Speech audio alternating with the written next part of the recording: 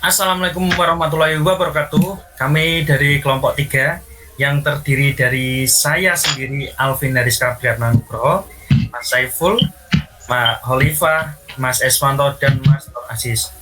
Kali ini kita mau menerangkan model proses waterfall dari matkul RPL lanjut. Monggo dilanjut Mas Said. Ya, next. Model waterfall. Menurut Pressman 2010 P39, model waterfall adalah model klasik yang bersifat sistematis, berurutan dalam membangun software. Model ini melakukan pendekatan secara sistematis dan berurutan. Disebut juga dengan waterfall karena tahap demi tahap yang dilalui harus menunggu selesainya tahap sebelumnya dan berjalan berurutan. Next. Sejarah model waterfall.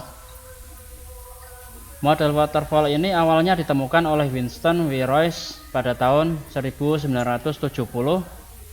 Dia menulis sebuah artikel ilmiah yang berisi pandangan pribadinya pada pengembangan perangkat lunak.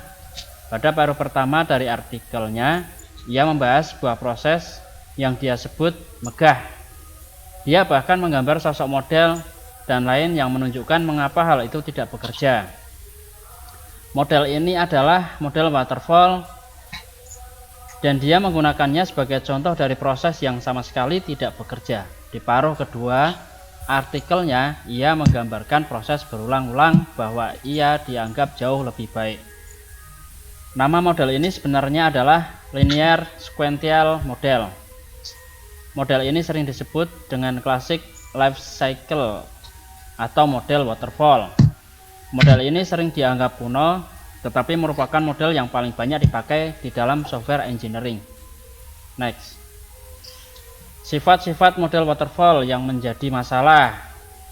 Di sini diterangkan 3 masalah, yaitu ketika problem muncul, maka proses berhenti karena tidak dapat menuju ke tahapan selanjutnya.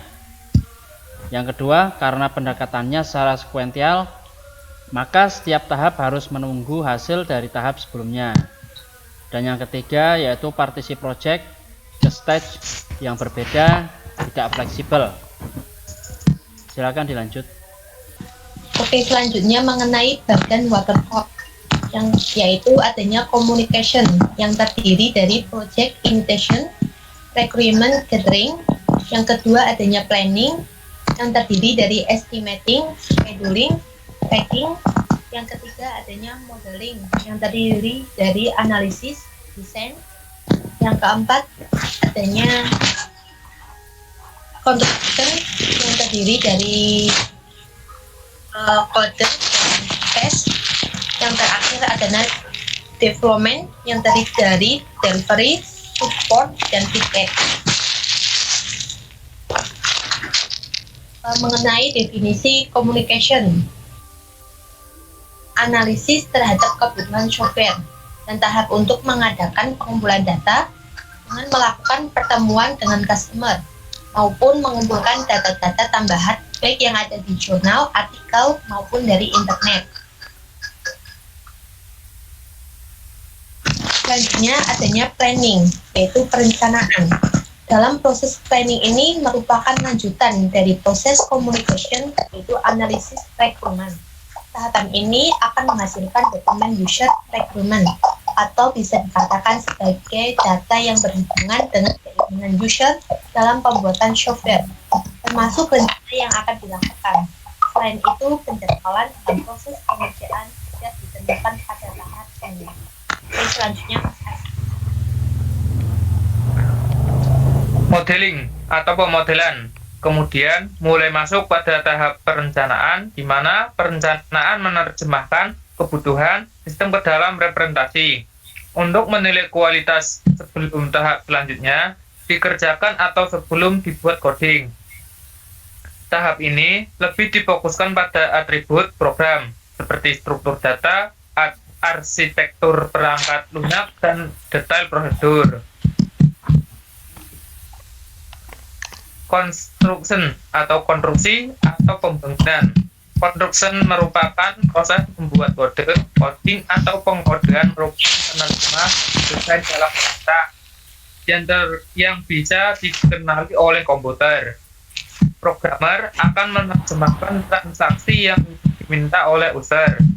Tahapan ini yang merupakan tahapan secara nyata dalam mengerjakan suatu software. Artinya, pengguna komputer akan dimaksimalkan dalam tahapan ini.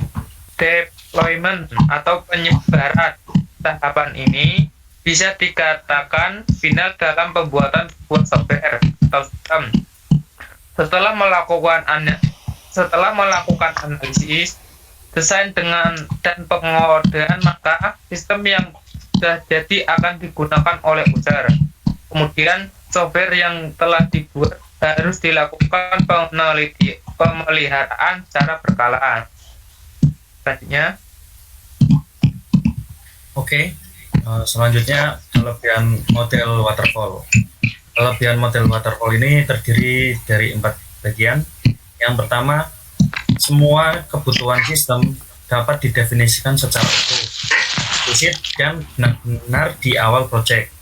Maka software engineering dapat berjalan dengan baik dan tanpa masalah.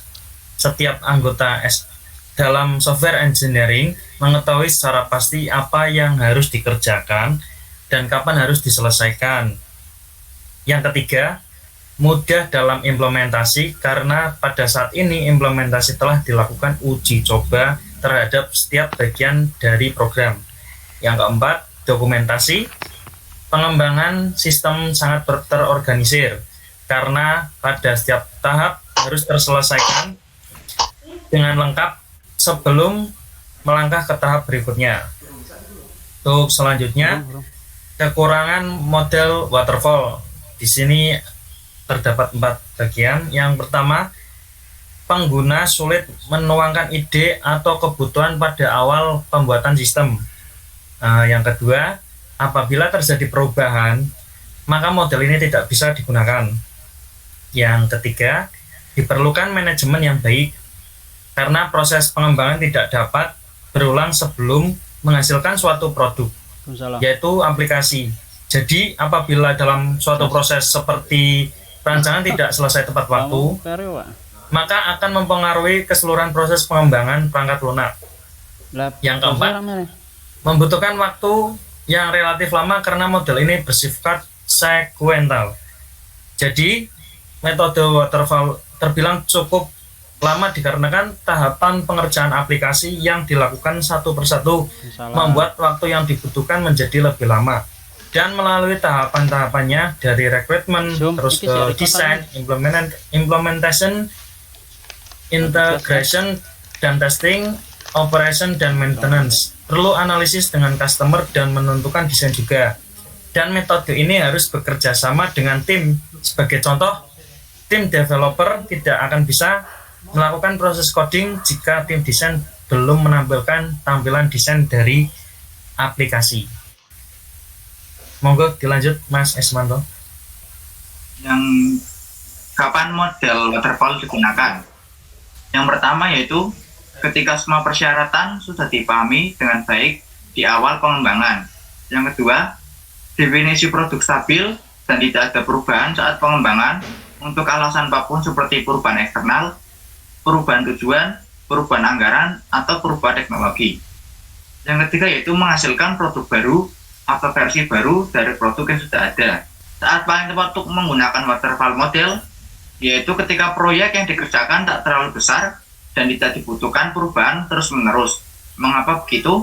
Salah satu kekurangan model ini adalah ketika ada kesalahan, hal tersebut hanya bisa diperbaiki dalam tahap itu saja. Yaitu yang terakhir, kapan model waterfall tidak cocok digunakan? Yaitu yang pertama, ingin mendapatkan keuntungan dari umpan balik yang cepat. Yang kedua, benar-benar kurang memahami nilai, definisi dari apa yang sedang dibangun. Yang terakhir yaitu memiliki proyek yang rumit. Sekian dari kelompok 3. Wassalamualaikum warahmatullahi wabarakatuh. Waalaikumsalam warahmatullahi wabarakatuh.